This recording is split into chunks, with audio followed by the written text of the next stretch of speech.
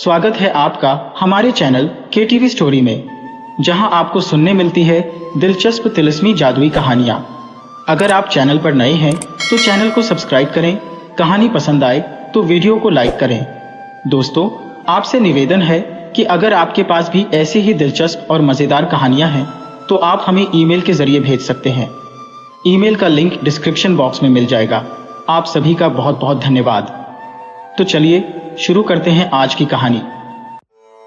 एक राजा की एक बेटी थी जो बहुत ही सुंदर थी, पर बहुत घमंडी और बदमिजाज थी। उसे कोई भी व्यक्ति पसंद नहीं आता था। राजा उसका विवाह करना चाहता था, पर वह घमंडी लड़की हर लड़के में कोई न कोई कमी निकालकर उसके विवाह के प्रस्ताव को ठुकरा देती थी। उसकी बदमिजाजी से राजा बहुत परेशान था।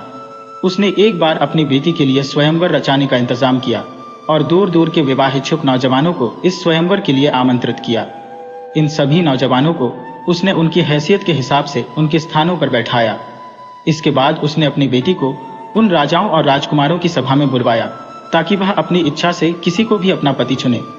पर राजा को तब अत्यंत दुख हुआ जब उसकी लड़की ने हर एक उम्मीदवार में कमियां निकालनी शुरू कर दी। उसके लिए कोई बहुत मोटा था तो कोई बहुत पतला, कोई बहुत लंबा था तो कोई बहुत छोटा, किसी की शक्ल मरीज की तरह पीली थी तो किसी की तरबूज की तरह लाल। इस तरह उस लड़की ने हर युवक में कोई ना कोई कमी निकालकर उन सभी से विवाह करने से इनकार कर दिया। एक नुकीली ठुड्डी वाले राजा का तो उसने काफी अपमान किया। वह लड़की उस राजा को देखकर बोली, इस राजा की ठुड्डी तो देखो, जैसे बतख की चोंच। इस घटना के बाद से उस राजा का नाम नुकीली ठुड्डी वाला राजा पड़ गया। राजा ने जब अपनी बेटी को सभा में आए हुए राजाओं और राजकुमारों का अपमान करते देखा तो वह गुस्से से लाल पीला हो गया और बोला, इस लड़की ने सभा में आए हुए मेहमानों का बहुत निरादर किया है, इसलिए अब इसे उस भिखारी से विवाह करना पड़ेगा जो भीख मांगने के लिए मेरे दरवाजे पर आएगा। इसके बाद उसने इस घटना के लिए सभी राजाओं और राजकुमारों से क्षमा मांगी और आदर सहित उन्हें विदा किया। कुछ दिनों बाद एक भिखारी गायक राजा के महल के सामने गाना गाकर भीख मांगने आया। जैसे ही राजा ने उसका गाना सुना, उस भिखारी को अपने महल में बुलवाया। वह मैले कुचैले कपड़ों वाला भिखारी जब महल में पहुंचा तो राजा बोला, मुझे तुम्हारा गाना बहुत ही पसंद आया। मैं तुम्हें इसके बदले अपनी बेटी उपहार में देता हूं। आज से तुम ही मेरी बेटी के पति हो। राजा की बेटी यह सब सुनकर हक्की बक्की रह गई और विवाह से इनकार करने लगी। पर राजा बोला, मैंने तेरे स्वयंवर वाले दिन कसम खाई थी कि मैं तेरा विवाह अपने दरवाजे पर आने वाले पहले भिखारी से करूंगा। आज मैं अपनी उसी कसम को पूरा कर रहा हूं। राजकुमारी का रोना धोना राजा के निश्चय को नहीं बदल सका। राजा ने उसी समय राजपुरोहित को बुलवाकर अपनी बेटी का विवाह उसी भिखारी गायक के साथ कर दिया। शादी के बाद राजा अपनी बेटी से बोला, अब तुम मेरी बेटी नहीं, एक भिखारी की पत्नी हो और भिखारी की पत्नी इस महल में नहीं रह सकती। अब तुम्हें अपने पति के साथ ही जाना होगा। राजकुमारी को राजा की आज्ञा के अनुसार अपने पिता के महल को छोड़कर अपने भिखारी पति के साथ जाना पड़ा। उसे अपने पति के साथ पैदल ही चलना पड़ा, क्योंकि राजा ने अपनी बेटी को कोई भी रथ या घोड़ा गाड़ी देने से इनकार कर दिया। जब भिखारी पति के साथ वह एक जंगल से गुजर रही थी तो उस राजकुमारी ने धीरे से पूछा, यह इतना सुंदर जंगल किसका है? यह जंगल नुकीली ठुड्डी वाले राजा का है। अगर तुम उससे शादी कर लेती तो यह सुंदर जंगल आज तुम्हारा होता। लड़की मन ही मन पछताने लगी और बोली, काश मैंने उस नुकीली ठुड्डी वाले राजा से शादी कर ली होती। जंगल से निकलकर दोनों एक बड़ी सी नगरी से गुजरने लगे तो राजकुमारी ने भिखारी पति से फिर पूछा, यह सुंदर सा नगर किसका है? पति ने जवाब दिया, नुकीली ठुड्डी वाले राजा का। राजकुमारी ने एक गहरी सांस भरी और बोली, काश मैं उसी राजा से शादी कर लेती। भिखारी ने जब उसे फिर यह कहते सुना तो बोला, मुझे यह बिल्कुल पसंद नहीं है कि तुम मेरी पत्नी होने के बाद भी किसी दूसरे आदमी के बारे में सोचो। आखिर में वे दोनों एक छोटे से कच्चे घर के पास पहुंचे। भिखारी पति बोला, यही हमारा छोटा सा घर है, इसी में हम एक साथ रहेंगे। वह घर इतना छोटा था कि दो आदमी मुश्किल से रह सकते थे।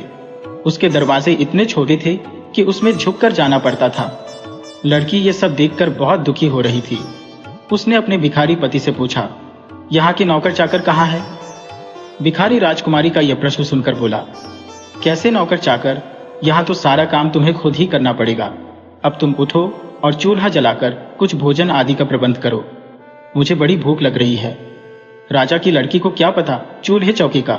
वह यह सब सुनकर रोने लगी, क्योंकि उसे तो कुछ काम करना नहीं आता था। अब उस भिखारी को ही दोनों के लिए खाने को कुछ पकाना पड़ा। राजकुमारी भिखारी का बनाया हुआ रूखा सूखा खाना पाकर गंदे और सख्त बिस्तर पर लेट गई। उस बिस्तर पर उसे नींद नहीं आ रही थी। वह रह रहकर अपने आप को कोस रही थी, क्योंकि इस सब के लिए उसका घमंड जिम्मेदार था। अगले दिन उसके पति ने उसे सुबह तड़के ही जगा दिया कि वह जंगल से कुछ लकड़ियां चुनकर लाए। राजकुमारी को लकड़ियां चुनने के लिए जंगल में जाना पड़ा। इसी तरह रोते धोते कुछ दिन बीत गए। घर में जो थोड़ा बहुत खाने का सामान था वह भी खत्म होने लगा। तब भिखारी पत्नी से बोला, देखो, ऐसे हाथ पर हाथ धरे बैठे रहने से काम नहीं चलेगा। हम दोनों को कुछ काम करना पड़ेगा। मैं भीख मांगना नहीं चाहता, क्योंकि एक राजकुमारी मेरी पत्नी है। अब हमें कुछ ऐसा करना पड़ेगा जिससे हम दोनों इज्जत की जिंदगी बिता सके। मैं जंगल से कुछ बांस इकट्ठा करके लाऊंगा, तुम उससे टोकरियां तैयार करना। इतना कहकर भिखारी जंगल से बांस इकट्ठे करने चला गया। वापस आकर उसने बांसों को बारीक बारीक छीलकर टोकरी बुननी शुरू की और साथ में राजकुमारी को भी बुननी सिखाई। पर सख्त बांसों से राजकुमारी के कोमल हाथों से खून निकलने लगा। राजकुमारी के जख्मी हाथों को देखकर भिखारी बोला, यह टोकरी बनाना तुम्हारे बस की बात नहीं। तुम रुई से सूत काता करो, मैं तुम्हारे लिए रुई और चरखा ला दूंगा। अगले दिन भिखारी अपनी पत्नी के लिए चरखा और कुछ रुई ले आया। पर जब राजकुमारी ने सूत काटना शुरू किया तो तकले से उसकी अंगुलियों से खून निकलना शुरू हो गया। यह देखकर भिखारी बोला, देखा, तुम किसी भी काम के लायक नहीं हो। तुमसे शादी करके तो मैंने बहुत बड़ी मुसीबत मोल ले ली। अब मुझे कोई और काम ढूंढना पड़ेगा जिसे तुम आसानी से कर सको और तुम्हारे हाथों से खून भी न निकले। मिट्टी के बर्तन बनाने का काम ही तुम्हारे लिए सबसे ठीक रहेगा। मैं मिट्टी के बर्तन बनाऊंगा और तुम उन्हें बाजार में बेचकर आना। राजकुमारी ने सोचा कि अगर वह बाजार में बर्तन बेचने बैठेगी तो राज्य के लोग उसे पहचान जाएंगे और सब लोग उस पर हंसेंगे। उसने यह बात अपने पति से कही, पर उसने उसकी एक न सुनी और अपने बनाए हुए मिट्टी के कुछ बर्तन देकर बेचने के लिए उसे बाजार भेज दिया। भूखे मरने से अच्छा तो बेइज्जती सहन करना था। शुरू के कुछ दिन तो राजकुमारी के सारे बर्तन हाथों हाथ बिक गए और सुंदर बर्तनों के मुंह मांगे दाम उसे मिल गए। पर एक दिन राजकुमारी अपने बर्तन लेकर बाजार के एक कोने में बैठ गई। एक दिन एक शराबी सैनिक उधर से निकला। उसका घोड़ा इस लड़की की दुकान से टकराया और सारा सामान टुकड़े टुकड़े हो गया। राजकुमारी घबरा गई और रोने लगी। वह बोली, अब मेरा क्या होगा, मेरे पति क्या कहेंगे। वह भागी हुई घर गई और पति को सब कुछ बताया। वह बोला, कौन सोच सकता था कि तुम इतनी बेवकूफ निकलोगी कि मिट्टी के बर्तन बाजार के कोने में लेकर बैठोगी, जहां से सब आते जाते हैं। पर अब रो नहीं, मैं समझ गया हूं कि तुम इस काम के लायक नहीं हो। मैं पहले ही राजा के महल में गया था और वहां पता लगाया या कि क्या उनकी रसोई में नौकरानी की जरूरत है। उन्होंने तुम्हें रखने का वचन दिया है, वहां तुम्हें खाने के लिए भी खूब चीजें मिलेंगी। इस तरह राजकुमारी राजा की रसोई में नौकरानी बन गई।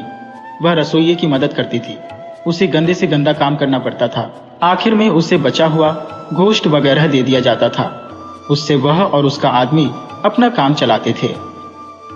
अभी उसे आए हुए बहुत दिन नहीं हुए थे, तभी उसने सुना कि राजा का सबसे बड़ा बेटा उसी तरफ से शादी करने के लिए जाने वाला था।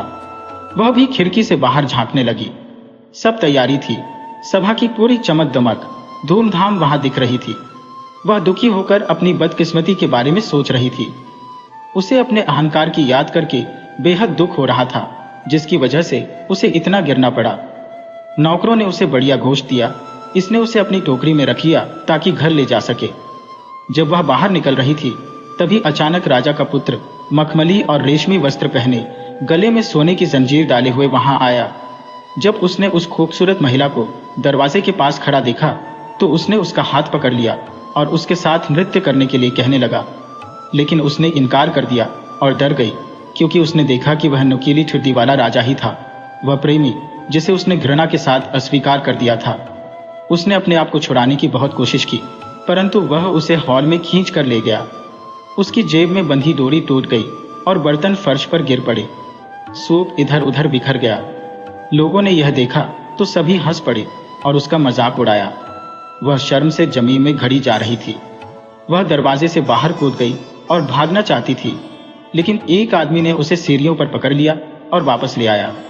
और जब उसने उसकी ओर देखा तो वह फिर से नुकीली ठुड्डी वाला राजा था। उसने दया से उससे कहा, डरो मत, मैं और उस दयनीय झोपड़ी में तुम्हारे साथ रहने वाला भिखारी गायक एक ही है। तुम्हारे प्यार के लिए मैंने यह सब कुछ किया, और मैं ही वह शराबी सैनिक था जिसने तुम्हारे बर्तन तोड़े थे। यह सब तुम्हारी घमंडी आत्मा को नम्र करने के लिए किया गया है, और जिस घमंड से तुमने मेरा उपहास किया है उसके लिए तुम्हें दंड देने के लिए यह सब किया है। तब वह फूट फूट कर रोने लगी और कहने लगी, मैं गलत थी और आपकी पत्नी होने के योग्य नहीं हूं। लेकिन उसने कहा, धैर्य रखो, बुरे दिन बीत चुके हैं, अब हम अपनी शादी का जश्न मनाएंगे। तब नौकरानियां आईं और उसे सबसे शानदार कपड़े पहनाए, और उसके पिता और उसका पूरा दरबार आया और नुकीली ठुड्डी वाले राजा के साथ उसके विवाह में उसकी खुशी की कामना की, और उनकी सच्ची खुशी अभी शुरू हुई। काश आप और मैं भी वहां होते।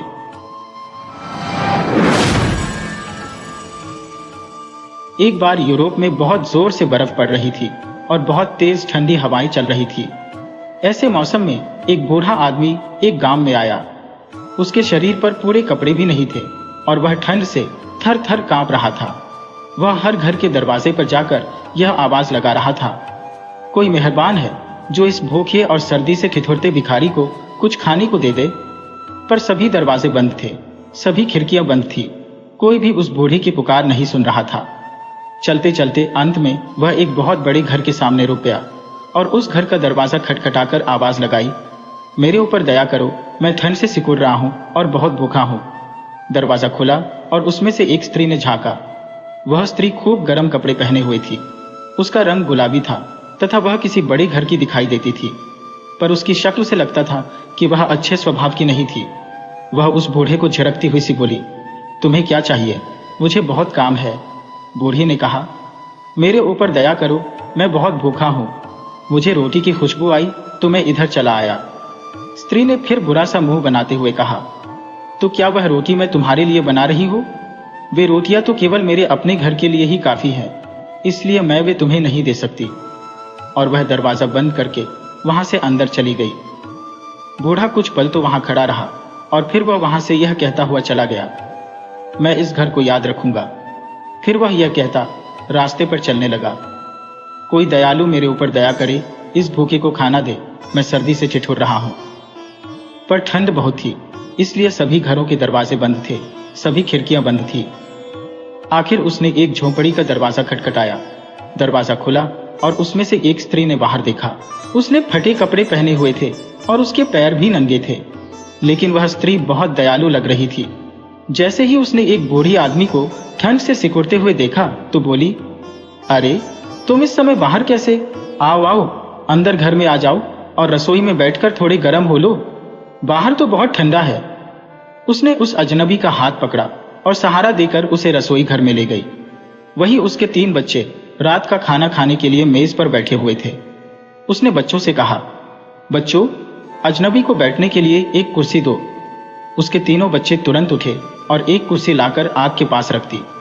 वह बूढ़ा आदमी उस कुर्सी पर बैठ गया और अपने हाथ पांव गर्म करने लगा।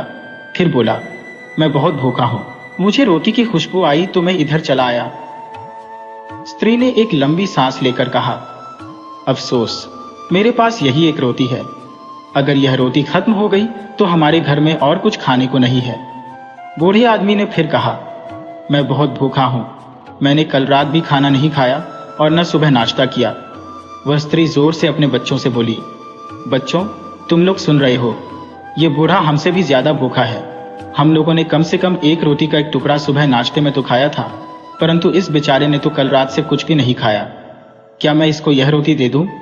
माँ की यह बात सुनकर बच्चों की आंखों में आंसू आ गए, क्योंकि उन्होंने नाश्ते के बाद से कुछ नहीं खाया था, और इस रोटी को इस अजनबी को देने बाद तो फिर उनके पास खाने के लिए कुछ भी नहीं बचेगा। परंतु तीनों बच्चों ने एक साथ कहा, माँ, यह रोटी तो इनको मिलनी ही चाहिए, क्योंकि ये हमसे ज्यादा भूखे हैं। माँ ने वह रोटी एक तश्तरी में रखी और अजनबी के सामने रख दी। अजनबी बहुत भूखा था, सो उसने वह रोटी तुरंत ही खा ली। फिर उसने अपना फटा कोट अपने शरीर के चारों ओर कसकर लपेटा और बोला, मैं इस घर को याद रखूंगा। आपने मेरी इस बुरे समय में बहुत सहायता की है, मैं किस प्रकार आपकी सहायता करूं? उस स्त्री ने जवाब दिया, मेरे लिए आप भगवान से प्रार्थना करें कि मुझे कल कहीं काम मिल जाए क्योंकि जब तक मुझे कहीं काम नहीं मिलेगा मेरे बच्चों को रोटी नहीं मिलेगी। उस बूढ़े ने कहा, मैं अभी आपके लिए प्रार्थना करता हूँ कि आप कल सुबह जो भी काम शुरू करेंगी वह सारे दिन चलता रहेगा। इतना कहकर वह बूढ़ा उठा और दरवाजा खोलकर बाहर चला गया। अगली सुबह तीनों बच्चे जल्दी उठ गए और खाने के लिए कुछ मांगने लगे। उस स्त्री ने एक आह भरी और बोली, मेरे प्यारे बच्चों, तुम्हें मालूम है कि घर में जो कुछ भी था वह सब कल रात मैंने उस अजनबी को दे दिया था। अब तो घर में कुछ भी नहीं है, पर हाँ, मेरी टोकरी में एक लाल रंग का कपड़ा पड़ा है। तुम वह ले आओ, उसे बेचकर मैं कुछ खाना खरीद कर लाती हूँ। तीनों बच्चे एक साथ बोले, पर वह तो आपके नए कोट का कपड़ा है माँ, और आपके लिए इस ठंड में कोट बहुत जरूरी है। माँ बोली, कोई बात नहीं बच्चों, तुम चिंता न करो। अभी तो तुम लोग नापने के लिए गज ले आओ ताकि यह पता चल सके कि वह है कितना। एक बच्चा उठा और कपड़ा और गज दोनों ले आया और उस स्त्री ने उस कपड़े को नापना शुरू किया। 1 गज, 2 गज, 3 गज, 4 गज, यह क्या? यह कपड़ा तो खत्म होने पर ही नहीं आ रहा, और मुझे अच्छी तरह याद है कि यह कपड़ा 3 गज से ज्यादा नहीं था। अभी कितना और है? 5, 6, 7, 8 गज। यह क्या हो रहा है? 9, 10, 11, 12 गज। हे भगवान, हम पर दया करो, यह कपड़ा तो खत्म ही नहीं हो रहा। 13 गज, 14 गज। ऐसा लग रहा था कि जैसे वह कपड़ा अनगिनत गज लंबा हो गया हो और खत्म होने पर ही न आ रहा हो। उसने सुबह यह काम शुरू किया था और दोपहर तक उसका वह छोटा सा कमरा उस लाल कपड़े के ढेर से भर गया। बच्चे खुशी से बाहर भागे और पड़ोसियों को खबर दी। पड़ोसी भी इस जादू को देखने आए और कपड़े के ढेर को देखकर आश्चर्य से बोले, अरे, तुम्हें इतना कपड़ा कहां से मिला? स्त्री ने कोई जवाब नहीं दिया और उसके हाथ कपड़ा नापते रहे और नापते रहे, और यह काम सूरज डूबने तक चलता रहा और चलता रहा। उस समय तक उसकी छोटी सी झोंपड़ी उस खूबसूरत लाल कपड़े से भरी पड़ी थी। अब वे लोग गरीब नहीं रहे। उस लाल कपड़े को बेचकर उन्होंने बहुत धन कमाया। ऐसी बातें छिपी नहीं रहती। यह खबर उस बुरे स्वभाव वाली स्त्री के पास भी पहुंची, जिसने उस बूढ़े को उस रात दुत्कार कर भगा दिया था। उसने सोचा, ओह, लगता है वह बूढ़ा आदमी कोई जादूगर था। अगर मैं उसे उस दिन न भगा देती तो वह मुझसे भी यही कहता कि कल सुबह तुम जो काम भी शुरू करोगी वह सारा दिन चलता रहेगा। अगर अब की बार वह इधर आया तो मैं उसे जितनी रोटी की जरूरत होगी उतनी दे दूंगी, और फिर मैं देखती हूँ कि गांव में सबसे अमीर कौन होता है। अब उसके दरवाजे और खिड़कियां हमेशा खुली रहती और वह भी सड़क पर हर आने जाने वाले पर नजर रखती। ठंड अभी भी बहुत थी, पर धन के लोभ में वह अब अपने घर के दरवाजे खिड़कियां बंद ही नहीं करती थी। आखिरकार एक शाम उसको उस बूढ़ी की आवाज सुनाई दी, कोई दयालु है जो मेरे ऊपर दया करे, इस भूखे और सर्दी से ठिठुरते भिखारी को खाना दे। वह स्त्री तो इस ताक में ही बैठी थी कि कब वह भिखारी आए और कब वह उसको खाना खिलाए। सो जैसे ही उसने उस भिखारी की आवाज सुनी, उसने तुरंत ही उसको बुलाया और कहा, आओ आओ, अंदर आ जाओ, इसे अपना ही घर समझो। ये लो, इस कुर्सी पर बैठो और एक प्याला चाय पीकर थोड़ा गर्म हो लो। बोलो, मैं तुम्हारी क्या सेवा कर सकती हूँ? वह बूढ़ा कुर्सी पर बैठ गया और चाय पीता हुआ बोला, मैं बहुत भूखा हूँ, रोटी की खुशबू आई तो इधर चला आया। अरे, तुम भूखे हो? यह लो रोटी, सब्जी, दाल, चटनी आदि, और जितना चाहे उतना खाओ। चाहे मैं भूखी रह जाऊं, परंतु मैं तुम्हें रोटी जरूर खिलाऊंगी। उस रात बूढ़ी ने बहुत अच्छा खाना खाया। खाना खाकर वह बोला, बहुत बहुत धन्यवाद, मैं इस घर को याद रखूंगा। स्त्री ने उत्सुकता से कहा, और क्या? बूढ़ा मुस्कुराकर बोला, मैं भगवान से प्रार्थना करता हूं कि जो भी काम तुम कल सुबह शुरू करो वह सारा दिन चले। यह कहकर वह बूढ़ा चला गया। जब वह बूढ़ा चला गया तो वह स्त्री खुशी से चीख पड़ी, ओह, अब मैं क्या करूं? हाँ, मैं कल सुबह से पैसे गिनना शुरू करती हूँ ताकि मेरा वह काम शाम तक चलता रहे। पर मैं इतने सारे पैसे रखूंगी कहाँ? मुझे उनको रखने के लिए पहले से ही कुछ थैले बना लेने चाहिए। मैं कुछ कपड़ा काट लूं, रात भर में मैं उस कपड़े से कुछ थैले सिल लूंगी और सुबह तक वे मेरे पैसे रखने के लिए तैयार हो जाएंगे। उसने एक कैंची ली और कुछ कपड़ा पास में रख लिया और थैले बनाने लगी। वह रात भर इसी काम में लगी रही। पहले वह थैले का कपड़ा काटती और फिर उसको सिलती। ये सब करते करते कब सुबह हो गई उसको पता ही नहीं चला। एकाएक उसको लगा कि उसकी कैंची तो रुक ही नहीं रही थी। वह उसे रख भी नहीं पा रही थी, बल्कि एक प्रकार से कैंची उसके हाथ से कह रही थी कि मुझे चलाओ, ये महसूस होते ही वह तो घबरा गई। ओह, ये क्या हो रहा है? ये तो मेजपोश कटा जा रहा है। कैंची, रुक जाओ। पर कैंची थी कि रुकने का नाम ही नहीं ले रही थी। वह तो बस कपड़ा काटती ही जा रही थी, काटती ही जा रही थी। वह स्त्री घबराहट में चिल्लाई, ओ कैंची, रुक जाओ। अरे, मेरी कुर्सी की गद्दियां, पर्दे, चादर सभी कट गए हैं। अरे कालीन भी, तकिए के गिलाफ भी। हे भगवान, अब मैं क्या करूं? पर कैंची थी कि रुकने का नाम ही नहीं ले रही थी और घर में जो कुछ भी था वह सब काटती जा रही थी। इतने में ऊपर से उसका पति आया तो कैंची ने उसका कोट भी काटना शुरू कर दिया। वह अपनी पत्नी पर चिल्लाया, यह सब तुम क्या कर रही हो? ये मेरा कोट क्यों काट रही हो? रखो कैंची नीचे। स्त्री रोती सी बोली, मैं नहीं रख सकती, मुझसे ये कैंची रखी ही नहीं जा रही। खच खच खच। अब कैंची उसके पति की कमीज काट रही थी, फिर मोजे, फिर जूते। सुबह, दोपहर, शाम कैंची चलती रही और चलती रही और जब तक चलती रही जब तक रात नहीं हो गई। और घर में जब सब कुछ कट गया तब कहीं जाकर वह कैंची रुकी। दूर कहीं से उस स्त्री ने आवाज सुनी। कोई बूढ़ा आवाज लगा रहा था, कोई दयालु मेरे ऊपर दया करे, इस भूखे को खाना दे, मैं सर्दी से ठिठुर रहा हूं। एक बार की बात है कि यूरोप में एक स्त्री रहती थी। उसके 3 बेटियां थी। उसकी पहली बेटी की दोनों आंखों में भींगापन था, फिर भी उसकी मां उसे बहुत प्यार करती थी क्योंकि उसकी अपनी दोनों आंखें भी भींगी थी।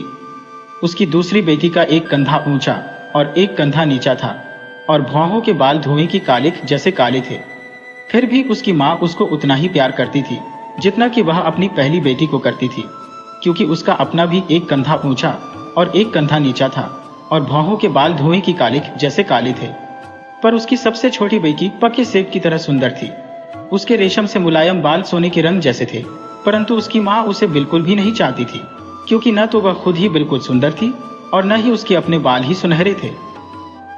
उस स्त्री की दोनों बड़ी बेटियां रोज सुबह शाम बहुत बढ़िया कपड़े पहनती थी और सारा दिन बाहर धूप में बैठी रहती थी, जबकि क्रिस्टीन, उसकी सबसे छोटी वाली लड़की, बहुत ही घटिया कपड़े पहनती थी। इसके अलावा वह घर में काम भी बहुत करती थी। वह बतखों को रोज सुबह पहाड़ी तक ले जाती थी ताकि वह हरी हरी घास खाकर मोटी हो जाए और फिर शाम को उनको घर वापस लाती थी। दोनों बड़ी बहनों को सफेद रोटी और मक्खन खाने को मिलता था और बढ़िया दूध पीने को मिलता था, मगर क्रिस्टीन को सूखी डबल रोटी के टुकड़े ही खाने को मिलते थे। एक बार क्रिस्टीन अपनी बतखें लेकर पहाड़ी की ओर चली जा रही थी। उसके हाथों में उसकी बुनाई थी। वह धूल भरे रास्ते पर कूदती फांदती चलती जा रही थी कि एक पुल के पास आई जो एक नाले पर बना हुआ था। वहां उसने एक लाल रंग की टोपी देखी जो एक पेड़ की डाल से झूल रही थी। उसके ऊपर चांदी की एक घंटी भी लगी थी। वह टोपी क्रिस्टीन को बहुत अच्छी लगी। वह सोचने लगी कि वह उसको ले ले, क्योंकि ऐसी टोपी उसने पहले कभी नहीं देखी थी। सो उसने वह टोपी उतार कर अपनी जेब में रख ली और बतखों के साथ आगे बढ़ चली कि उसने एक आवाज सुनी, क्रिस्टीन, क्रिस्टीन। उसने इधर उधर देखा तो उसे एक अजीब सा काला आदमी दिखाई दिया। उसका सिर तो बंद गोभी जितना बड़ा था और टांगे नन्ही मूली जैसी थी। क्रिस्टीन ने उससे पूछा, तुम्हें क्या चाहिए? वह आदमी अब तक उसके पास तक आ गया था और अपनी टोपी वापस मांग रहा था, क्योंकि उस टोपी के बिना वह पहाड़ी पर अपने घर वापस नहीं जा सकता था। वह आदमी वहीं रहता था, मगर फिर उसकी यह टोपी यहाँ पैर पर कैसे लटकी रह गई, यह उसकी समझ में नहीं आया। क्रिस्टीन ने सोचा कि टोपी उसको वापस देने से पहले उस आदमी का नाम तो उसे उस आदमी से मालूम कर ही लेना चाहिए। असल में वह आदमी वहां उस नाले में मछलियां पकड़ रहा था कि हवा से उसकी टोपी नाले में गिर गई थी और उसने उसे पेड़ पर सूखने के लिए डाल दिया था। अब क्या क्रिस्टीन वह टोपी उसे दे देगी? उस आदमी ने उसे सब कुछ सच सच बता दिया कि कैसे उसकी टोपी वहां पेड़ पर पहुंची। क्रिस्टीन सोचने लगी कि वह क्या करे, टोपी दे या ना दे। वह बहुत सुंदर टोपी थी। अगर वह उसको टोपी दे देती है तो वह उसे टोपी के बदले में क्या देगा? वह आदमी उसको उस टोपी के 5 रुपये देने को तैयार था, पर 5 रुपये तो इतनी सुंदर टोपी के लिए बहुत कम थे। और फिर उसमें चांदी की घंटी भी तो लगी थी। पर लो, वह आदमी तो उस टोपी के 100 रुपये भी देने को तैयार हो गया।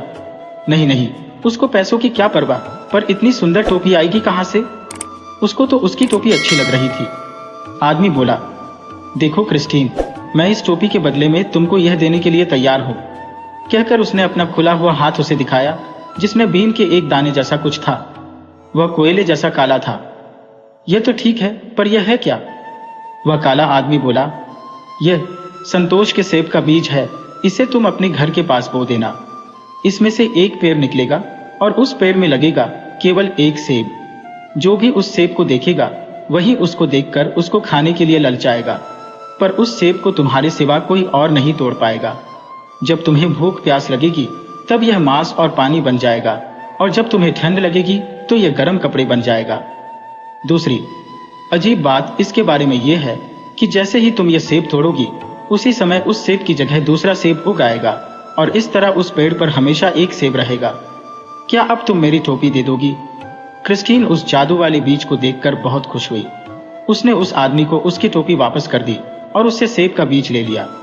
उस आदमी ने अपनी टोपी अपने सिर पर रखी और गायब हो गया, ऐसे जैसे फूंक से मोमबत्ती बुझ जाए। क्रिस्टीन उस बीज को लेकर घर पहुंची और अपने कमरे की खिड़की के सामने उसको बो दिया। सुबह उठी तो उसने खिड़की से झांका तो वहां तो सेब का एक बड़ा पेड़ खड़ा था और उस पर एक सेब लटक रहा था। सेब का रंग बिल्कुल सुनहरा था। वह बाहर गई और आसानी से उसे तोड़ लिया। जैसे ही उसने उसे वहां से तोड़ा, तुरंत ही उसकी जगह एक और सेब वहां पर आ गया।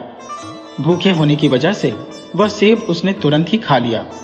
खाने पर उसको लगा कि इतनी अच्छा सेब तो उसने पहले कभी खाया ही नहीं था, क्योंकि उस सेब का स्वाद सेब जैसा नहीं था, बल्कि शहद और दूध से बने केक जैसा था।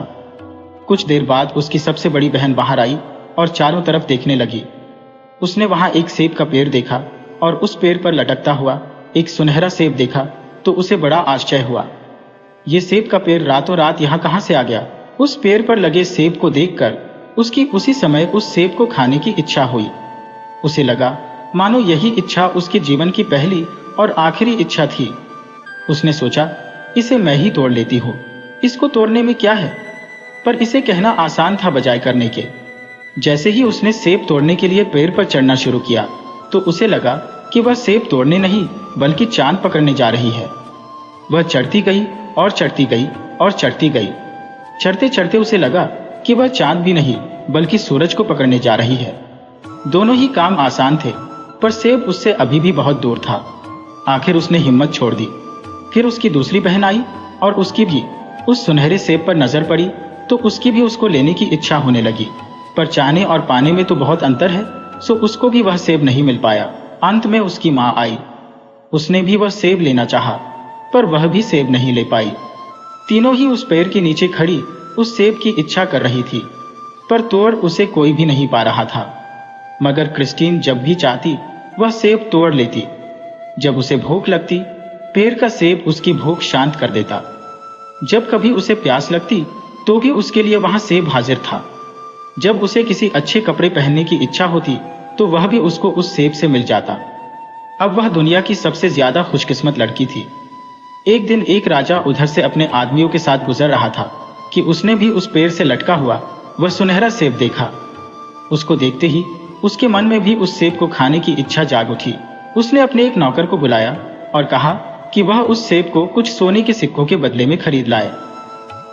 नौकर उस घर की ओर गया और उस घर का दरवाजा खटखटाया। माँ ने दरवाजा खोला और पूछा, क्या बात है, तुम्हें क्या चाहिए?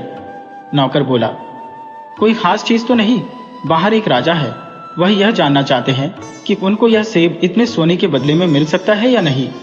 माँ बोली, हाँ हाँ क्यों नहीं। नौकर ने उसको वह सोना दे दिया और वह सेब तोड़ने चल दिया।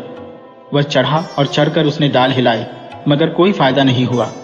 वह पेड़ पर भी चढ़ा, पर फिर भी वह वहां तक नहीं पहुंच सका और वह सेब नहीं तोड़ सका। नौकर राजा के पास वापस गया और बोला, उस स्त्री ने वह सेब मुझे बेच तो दिया है, मगर वह तो तारों से भी दूर लगता है, हाथ में ही नहीं आता। राजा ने एक और आदमी भेजा। वह आदमी मजबूत और लंबा था, मगर काफी कोशिशों के बाद वह भी उस सेब को नहीं तोड़ पाया, सो वह भी राजा के पास खाली हाथ वापस लौट आया। अब राजा खुद गया, पर उसको भी वह सेब नहीं मिला और वह भी उसकी सुगंध मन में बसाए वापस चला गया। घर आने के बाद भी राजा के मन से उस सेब को खाने की इच्छा नहीं निकली। वह उसी की बात करता, उसी के सपने देखता। जितना वह उससे दूर होता जाता, उतनी ही उसको पाने की इच्छा बढ़ती जाती। आखिर वह उदास रहने लगा और एक दिन बीमार पड़ गया। फिर एक दिन उसने एक अक्लमंद आदमी को बुलाया और उससे वह सेब लाने के लिए कहा। उसने राजा को आकर बताया कि जिस स्त्री ने आपके नौकर को वह सेब बेचा था, उस सेब को उस स्त्री की केवल एक लड़की ही तोड़ सकती थी, क्योंकि वह उसी लड़की का पेड़ था। यह सुनकर राजा अपने आदमियों के साथ वहां गया और क्रिस्टीन के घर पहुंचा। वहां उसे केवल उसकी माँ और दोनों बड़ी बहनें ही मिली, क्योंकि क्रिस्टीन तो बतखे लेकर पहाड़ी पर गई हुई थी। राजा ने अपना टोप उतारकर झुककर उनकी माँ को नमस्कार किया। उस अक्लमंद आदमी ने क्रिस्टीन की माँ से पूछा, वह आपकी कौन सी लड़की है जिसका यह पेड़ है? राजा ने सोच रखा था कि अगर वह उस स्त्री की सबसे बड़ी वाली लड़की हुई तो सेब लेने के बाद वह उसे घर ले जाएगा और उससे शादी कर लेगा और अपनी रानी बना लेगा। इस काम में वह देर नहीं करेगा। स्त्री बोली, लेकिन क्या वह लड़की आपके और आपके सभी आदमियों के सामने उस पेड़ पर चढ़ेगी? नहीं नहीं, आप ऐसा कीजिए कि अभी तो आप अपने घर जाइए और वह लड़की सेब आपको बाद में आकर दे जाएगी। राजा बोला, ठीक है, मगर सेब जरा जल्दी भिजवाना। जैसे ही राजा गया वैसे ही उसने क्रिस्टीन को बुलाया और कहा, राजा ने यह सेब मंगवाया है, तुम यह सेब तोड़कर अपनी बड़ी बहन को दे दो। वह यह सेब लेकर राजा के पास चली जाएगी। अगर तुमने ऐसा नहीं किया तो मैं तुम्हें कुएं में फेंक दूंगी। क्रिस्टीन ने वह फल तोड़कर अपनी बड़ी बहन को दे दिया। उसकी बहन ने उस सेब को एक रुमाल में लपेटा और उसको लेकर राजा के पास चल दी। वह बहुत खुश थी। खट खट खट, वह दरवाजे पर सेब लिए खड़ी थी। उसको तुरंत ही अंदर बुला लिया गया। जैसे ही वह राजा के सामने आई और उसने सेब देखने के लिए अपना रुमाल खोला तो मानो या न मानो उसमें सेब तो नहीं था, बल्कि उसमें सेब की जगह एक गोल पत्थर रखा हुआ था। जब राजा ने देखा कि वह उसके लिए सेब नहीं पत्थर लेकर आई है तो उसको बहुत गुस्सा आया और उसने उसे घर से बाहर निकाल दिया। राजा ने फिर अपना एक आदमी भेजा। उसने जाकर उन लड़कियों की मां से पूछा, क्या तुम्हारी कोई और लड़की भी है? हाँ है। तुम घर चलो, वह अभी तुम्हारे लिए सेब तोड़कर लाती है। नौकर के जाने के बाद उसने फिर क्रिस्टीन को बुलाया और अपनी दूसरी बहन के लिए सेब तोड़ने के लिए कहा। क्रिस्टीन ने फिर एक सेब तोड़ा और अपनी दूसरी बहन को दे दिया। वह भी जब राजा के पास पहुंची और उसको सेब देने के लिए अपना रुमाल खोला तो उसमें बजाय सेब की एक मुट्ठी कीचड़ निकली। राजा ने उसको भी अपने महल से भगा दिया। नौकर फिर उनके घर आया और उनकी मां से पूछा, क्या तुम्हारे और भी कोई लड़की है? हाँ है तो, मगर वह तो किसी काम की नहीं है, उसको तो केवल बतखों को पालने का काम आता है। कोई बात नहीं, पर कहाँ है वह? वह तो बतखों को लेकर पहाड़ी पर गई है। उस लड़की को बुलाया गया। कुछ देर बाद वह आई तो नौकर ने उससे पूछा, क्या तुम राजा के लिए एक सेब तोड़ सकती हो? वह गई और जंगली बेर की तरह वह सेब तोड़कर ले आई। नौकर ने अपना टोप उतारकर उसे झुककर नमस्कार किया, क्योंकि यही वह लड़की थी जिसको वे ढूंढ रहे थे। उस नौकर ने उस लड़की को राजा के महल को चलने के लिए कहा। क्रिस्टीन ने वह सेब जेब में रख लिया और राजा के नौकर के साथ चल दी, और वह नौकर उसको लेकर राजा के महल की तरफ चल दिया। राजा के घर में उस फटे हाल लड़की को देखकर सभी अपनी अपनी हथेलियां मुंह पर रखकर हंसने लगे। राजा ने पूछा, क्या तुम सेब लाई हो? जी हाँ। क्रिस्टीन ने अपनी जेब से सेब से निकाला और राजा की ओर बढ़ा दिया। राजा ने उसको थोड़ा सा खाया और उसको लगा कि उसने ऐसा सेब पहले कभी नहीं खाया था। इसके अलावा उसने क्रिस्टीन जैसी सुंदर लड़की भी पहले कभी नहीं देखी थी। ऐसा इसलिए था क्योंकि उसने संतोष का सेब खाया था। राजा और क्रिस्टीन की शादी हो गई। उसकी माँ और बहनें भी वहां आई थी। उन्होंने सोचा कि उनके पास तो उस सेब का पेड़ है, पर उनका यह सोचना गलत था, क्योंकि अगले दिन तो वह पेड़ क्रिस्टीन के महल की खिड़की के सामने खड़ा था। बहुत पुरानी बात है कि यूरोप का एक राजकुमार किसी ऐसी लड़की से शादी करना चाहता था जिसकी सेब जैसे लाल लाल गाल हो, सेब के बीज जैसी कथई आंखें हो और सेब के रस जैसा मीठा स्वभाव हो। लेकिन ऐसी लड़की उसको अपने राज्य में कोई मिली ही नहीं, इसलिए वह ऐसे ही एक लड़की की खोज में दूसरे देश को चल दिया। वह घोड़े पर सवार था। 3 दिन और 3 रात की लगातार सवारी के बाद वह एक ऐसी जगह पहुंचा जहां छोटी छोटी झाड़ियों की एक कतार लगी थी। उस कतार में एक झाड़ी के नीचे एक बालों वाली टांग बाहर निकली हुई थी। वह वहां रुक गया। तभी उसने एक आवाज सुनी, उफ मेरी बदकिस्मती, मैं यहां चिपक गया हूं। राजकुमार ने पूछा, तुम कौन हो वही आवाज। फिर बोली, मेरी टांग खींचो, तभी तुमको पता चलेगा कि मैं हूं। अच्छा, कहकर राजकुमार ने जोर लगाकर उसकी वह टांग खींची तो एक छोटा आदमी जिसका शरीर गोल था और वह लाल और हरे रंग के कपड़े पहने था, बाहर निकल आया। उसने राजकुमार को अपने को बाहर निकालने के लिए धन्यवाद दिया। राजकुमार ने पूछा, मुझे तुम्हारी सहायता करके बड़ी खुशी हुई, पर तुम इन झाड़ियों में क्यों पड़े थे, यह तो बताओ। वह आदमी बोला, एक राक्षस ने मेरी बेटी को चुरा लिया है। जैसे ही उसने मेरी बेटी को यहाँ आकर पकड़ा तो मैं यहाँ आकर छिप गया। राजकुमार ने पूछा, तो क्या वह तुम्हारी बेटी को यहाँ से उठाकर ले गया है? हाँ, उसने उसको अपनी एक उंगली और अंगूठी के बीच में दबाया और ले उड़ा। मैं तो बिल्कुल गूंगा सा हो गया और खांस भी न सका। ये तो बड़ा बुरा हुआ। वह उसे किस तरफ ले गया है? वह उसे भूखे कुत्ते, थकी हुई जादूगरनी और खाई के पार बने दरवाजे के उस पार ले गया है। ऐसा उस छोटे आदमी ने राजकुमार को बताया। राजकुमार ने दोहराया, भूखे कुत्ते, थकी हुई जादूगरनी और खाई के पार बने दरवाजे के उस पार मैं तुरंत ही जाता हूँ और तुम्हारी बेटी को लेकर आता हूँ। मगर वह देखने में है कैसी? उस आदमी ने जवाब दिया, गाल उसके सेब जैसे लाल हैं, आंखें उसकी सेब के बीज जैसी कथई है और स्वभाव उसका सेब के रस जैसा मीठा है। अगर तुम। यह सुनते ही राजकुमार को इंतजार कहाँ, इसी लड़की की तो तलाश थी उसको। सो वह तो यह जा और वह जा। वह तुरंत ही अपने घोड़े पर सवार हो गया और दौड़ चला। वह हवा की गति से भागा जा रहा था कि एक कुत्ते का घर आया। कुत्ता अपने घर से निकलकर भौंकने लगा। राजकुमार, राजकुमार, तुम कहाँ जा रहे हो?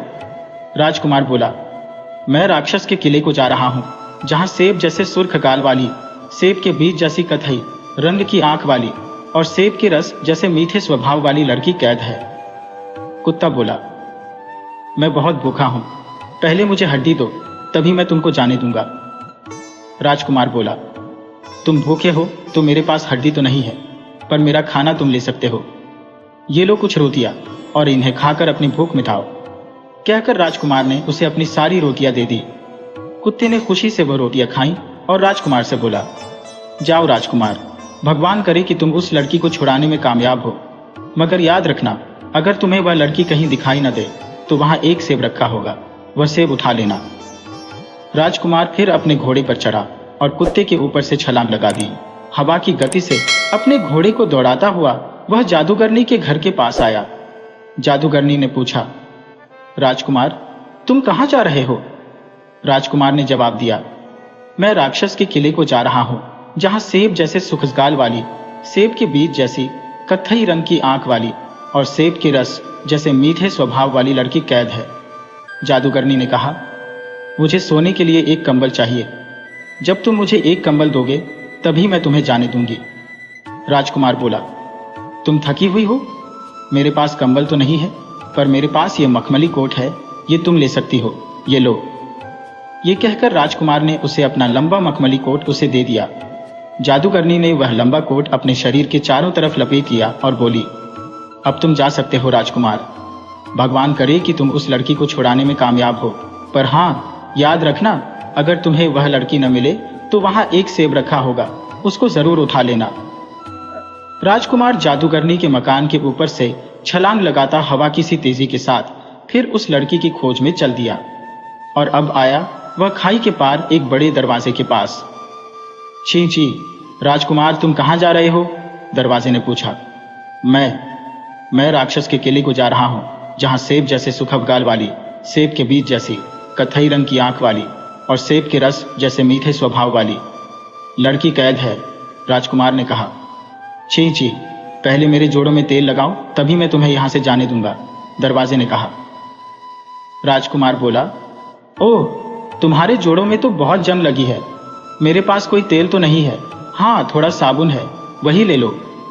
कहकर उसने दरवाजे के जोड़ों में थोड़ा सा साबुन लगा दिया।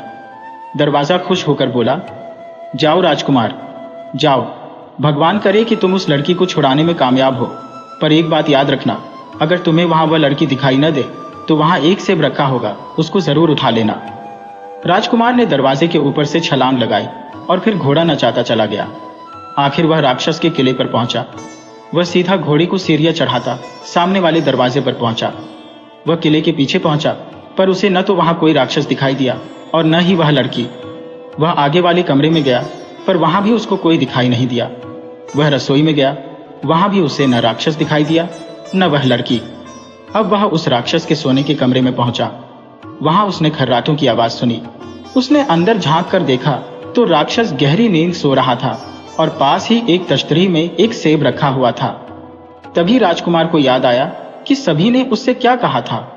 हाँ, अगर तुम्हें वह लड़की वहां दिखाई न दे तो वहां एक सेब रखा होगा, उसको जरूर उठा लेना। सो उसने हाथ बढ़ाकर वह सेब उठा लेना चाहा, पर उसके छूने से पहले ही वह सेब एक लड़की में बदल गया, जिसके गाल सेब की तरह सुर्ख थे और आंखें सेब के बीजों की तरह कत्थई रंग की थी। लड़की ने रोकर कहा, राजकुमार, मुझे बचा लो। राजकुमार बोला, आओ चलें, मेरा घोड़ा नीचे खड़ा है। और वे दोनों वहां से भाग लिए। राजकुमार ने लड़की को घोड़े पर बिठाया और दौड़ चला। तभी राक्षस की आंख खुल गई। वह वहीं से चिल्लाया, दरवाजे, दरवाजे, रोको उसे। दरवाजा बोला, मैं नहीं रोकूंगा उसको, उसने मेरे जोड़ों में साबुन लगाया है। राजकुमार, तुम जाओ। और राजकुमार उस लड़की को लेकर दरवाजे के ऊपर से निकल गया। अब राक्षस उनके पीछे भागा और चिल्लाया, जादूगरनी, जादूगरनी, उसे रोको, देखो वह जाने ना पाए। जादूगरनी बोली, मैं नहीं रोकूंगी उसे, उसने मुझे सोने के लिए मखमली कोट दिया है। राजकुमार, तुम जाओ, भाग जाओ यहां से। और राजकुमार अपना घोड़ा दौड़ाता हुआ वहां से चला गया। राक्षस अपनी पूरी गति से भाग रहा था। वह फिर चिल्लाकर बोला, ओ कुत्ते, रोक ले उसको, जाने नहीं देना। कुत्ता बोला, मैं नहीं रोकूंगा उसको, उसने मुझे खाना दिया है। जाओ राजकुमार, जाओ। और राजकुमार आगे बढ़ गया। जब राक्षस पीछे से आया तो कुत्ते ने उसके पैर में काट लिया और फिर पकड़ लिया। राजकुमार भागता ही गया और भागता ही गया, जब तक कि वह झाड़ियों की कतार नहीं आ गई जहां उस लड़की का पिता छिपा हुआ था। घोड़े की टाप की आवाज सुनकर वह आदमी फिर से वहीं छिप गया था। राजकुमार ने फिर उसकी टांग पकड़कर उसको बाहर निकाला। असल में वह आदमी घोड़े की टाप की आवाज सुनकर डर गया था और फिर से झाड़ियों में छिप गया था। उसे अपनी बेटी पाकर बड़ी खुशी हुई और राजकुमार के कहने पर उसने अपनी बेटी की शादी राजकुमार से कर दी। राजकुमार को अपनी मनपसंद पत्नी मिल गई थी। वह उसको लेकर खुशी खुशी घर वापस आ गया और उससे शादी करके आराम से रहने लगा।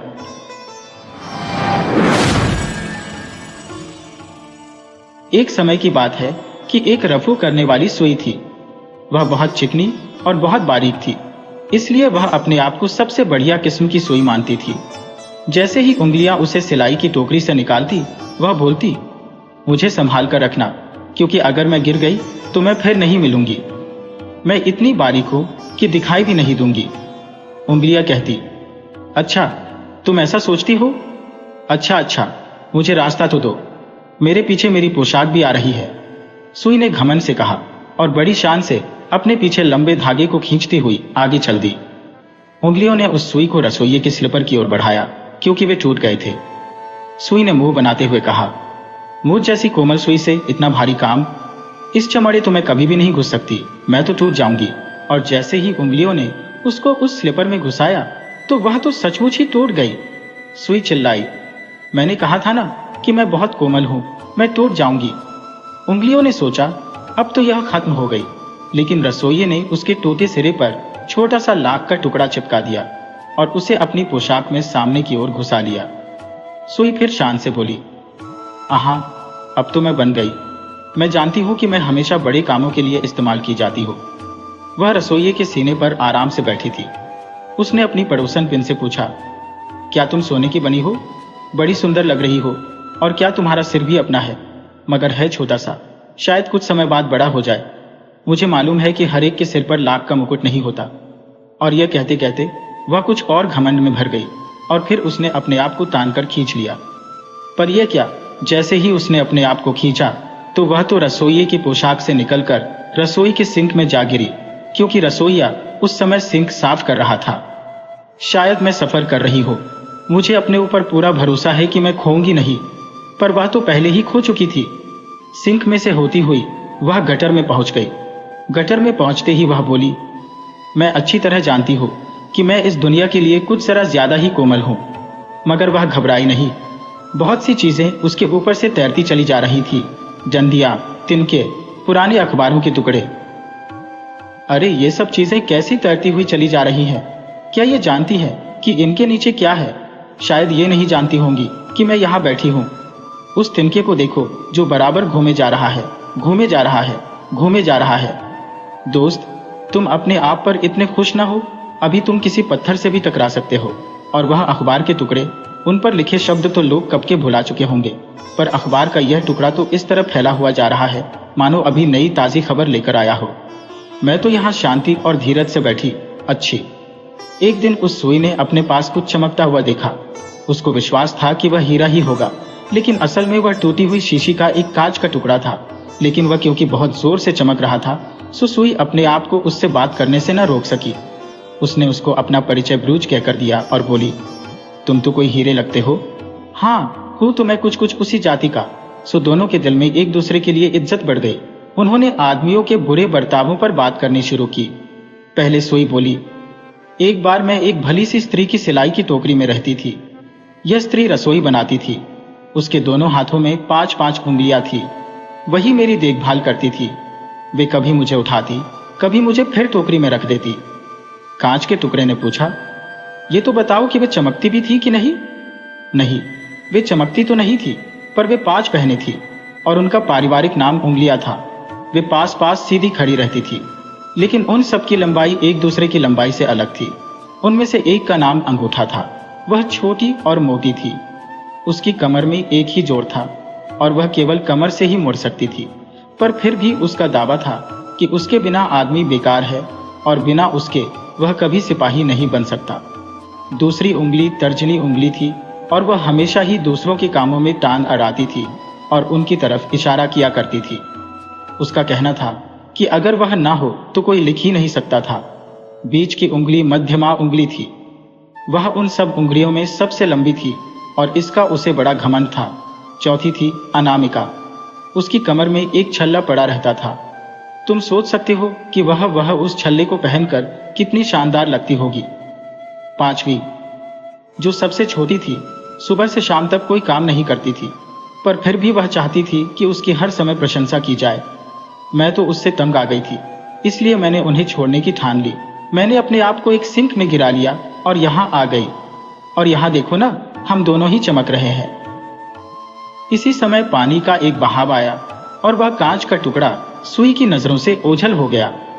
अरे, वह तो चला गया। कोई बात नहीं, मैं यहाँ शांति से बैठूंगी, कहकर सुई गहरे विचारों में डूब गई। मैं इतनी सुंदर हूँ कि मुझे तो सूरज की किरण से पैदा होना चाहिए था। मैंने यह अक्सर देखा है कि मैं कहीं भी हूँ, सूरज की किरणें मुझे किसी न किसी तरह ढूंढ ही लेती है, जबकि मेरी माँ मुझे नहीं खोज सकती। एक दिन सड़क से कुछ आदमी गटर में झांक रहे थे। कभी उन्हें कोई पुरानी कील मिल जाती तो कभी कोई खोया हुआ सिक्का। एक बोला, ओह, ये सुई देखो, कितनी गंदी और पुरानी। मैं गंदी और पुरानी नहीं, सुंदर और चिकनी हूँ। सुई ने हालांकि यह बहुत जोर से कहा था, पर किसी ने सुना ही नहीं। उसका लाख का मुकुट कहीं खो गया था और वहां अब उसका काला सिरा निकल आया था। एक लड़का चिल्लाया, वह देखो, अंडे का एक खोल बहता चला आ रहा है। उसने वह सुई ली और उसकी नोक को उस खोल में डालकर उस खोल को उठा लिया। सुई फुसफुसाई, ये सफेद दीवारें मेरे काले शरीर को चमकाने के लिए बहुत ठीक है। मुझे विश्वास है कि मुझे समुद्री बीमारी नहीं होगी, नहीं तो मैं तो टूट ही जाऊंगी। मगर न तो उसे कोई समुद्री बीमारी हुई और न वह टूटी। यही तो फायदा है लोहे के पेट का। अब मैं ठीक हूँ। वही ज्यादा कोमल है जो ज्यादा दिन तक जिंदा रह सकता है। फड़ाक अंडे का खोल चिल्लाकर टूट गया, क्योंकि उसके ऊपर से एक भारी गाड़ी गुजर गई थी। उफ, कितना भारी वजन था इस अंडे के ऊपर। इस वजन से तो मुझे लगता है कि मैं तो बीमार हो जाऊंगी और या फिर टूट जाऊंगी। लेकिन उतने भारी वजन से भी वह सुई न तो टूटी और न ही वह बीमार पड़ी। वह वही लेती रही।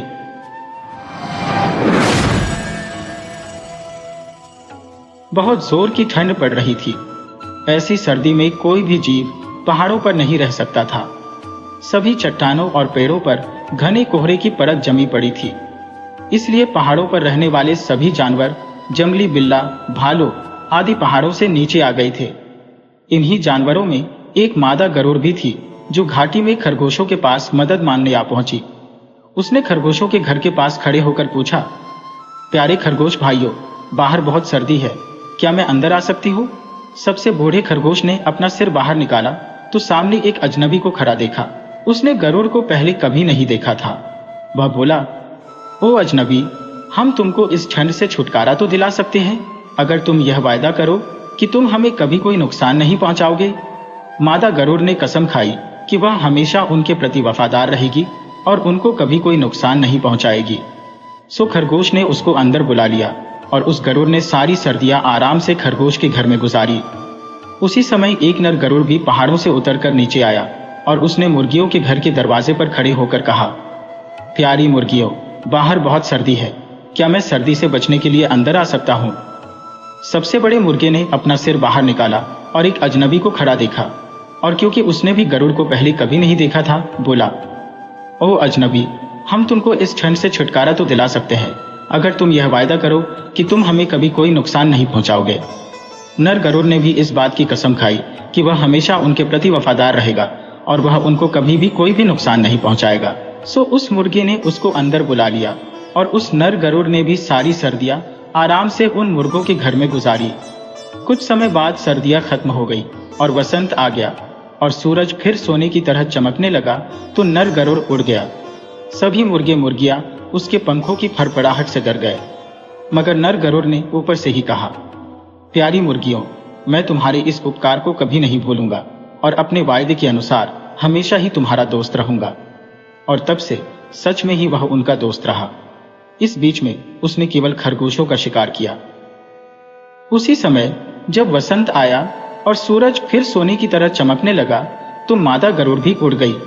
सारे खरगोश उसके पंखों की फड़फड़ाहट से डर गए, मगर मादा गरुड़ ने भी ऊपर से ही कहा, प्यारे खरगोश भाइयों, मैं तुम्हारे इस उपकार को कभी नहीं भूलूंगी और अपने वायदे के अनुसार हमेशा ही तुम्हारी दोस्त बनी रहूंगी।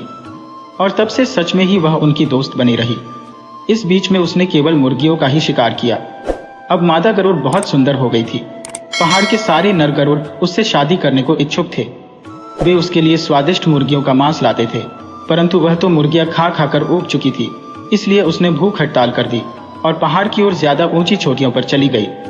और जब इस कहानी के नायक नर गरुड़ को उस मादा गरुड़ के बारे में पता चला तो वह उसको खुश करने के लिए खरगोश ले आया। आश्चर्य, उसकी खोई हुई भूख वापस आ गई।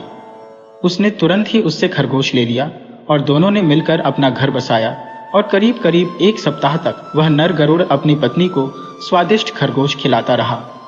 हफ्ते भर तक मादा गरुड़ ने देखा कि उसका पति बेमन से खाना खाता था, तो एक दिन उसने अपने पति से पूछा, प्रिय, क्या बात है, क्या तुम्हें ठंड लग रही है?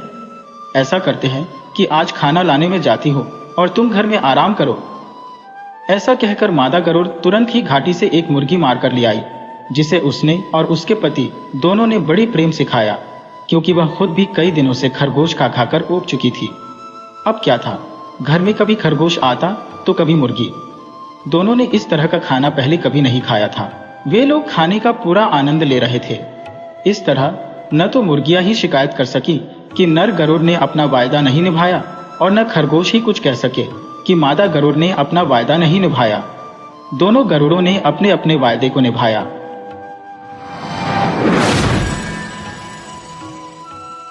एक बार यूरोप के एक शहर में 2 भाई रहते थे। एक बार उन्होंने गांव-गांव और शहर-शहर जाकर खुशी ढूंढने का विचार किया और वे खुशी ढूंढने चल दिए। रास्ते में उन्हें एक बूढ़ा मिला जिसकी दाढ़ी बिल्कुल सफेद थी। वह बूढ़ा उन दोनों को देखकर रुक गया और उनसे पूछा कि वे लोग कहाँ जा रहे हैं। उन्होंने उस बूढ़े को बताया कि वे खुशी की खोज में इधर से उधर घूम रहे हैं। बूढ़ा बोला, मैं इस काम में तुम्हारी सहायता करना चाहता हूँ, अगर तुम्हें कोई ऐतराज ना हो तो। दोनों भाइयों को भला इसमें क्या ऐतराज हो सकता था। सो उसने अपनी जेब से मुट्ठी भर सोने के सिक्के निकाले और उनसे पूछा, तुम लोगों में से ये सिक्के किसको चाहिए? ये उन दोनों में से बड़ा भाई तुरंत बोला, मुझे चाहिए। उस बूढ़े आदमी ने फिर अपनी दूसरी जेब में हाथ डाला और सूरज की तरह चमकता हुआ एक बेशकीमती रत्न निकाला और फिर से दोनों से पूछा, तुम लोगों में से किसको चाहिए यह रत्न? जल्दी से बड़ा भाई फिर बोला, मुझे चाहिए यह रत्न। बूढ़ी ने वह रत्न भी उस बड़े भाई को दे दिया। उस बूढ़े के पास एक बड़ा सा थैला था जो उसकी कमर पर लदा था। उसने वह थैला उतार कर नीचे रखा और दोनों से पूछा, तुम में से कौन ये थैला गांव तक ले जाने में मेरी सहायता करेगा? इस बार बड़ा भाई तो चुप रहा, पर छोटे भाई ने अपनी कमीज की बाहें ऊपर की और उसका वह थैला उठाने के लिए झुका तो बूढ़ा हंसा और बोला, मेरे बेटे, इस थैले को और इसमें जो कुछ भी है वह भी सब तुम ले जाओ, वह सब तुम्हारा है। छोटा भाई बोला, पर यह थैला तो मेरा नहीं है। बूढ़ा बोला, ले जाओ ले जाओ, यह थैला मेरी तरफ से तुम्हारे लिए एक भेंट है, क्योंकि तुम मेरी सहायता के लिए तैयार हो गए। छोटे भाई ने वह थैला खोला तो वह क्या देखता है कि वह थैला तो बेशकीमती रत्नों से पूरा भरा हुआ है। उसने उस बूढ़े आदमी को धन्यवाद देने के लिए अपना सिर उठाया, पर उस बूढ़े आदमी का तो कहीं पता ही नहीं था, वह तो गायब हो गया था।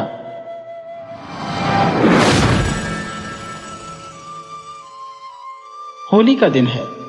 लड्डू के भक्त और रसगुल्ले के प्रेमी पंडित मोतीराम शास्त्री अपने आंगन में एक टूटी खाट पर सिर झुकाए चिंता और शोक की मूर्ति बने बैठे हैं।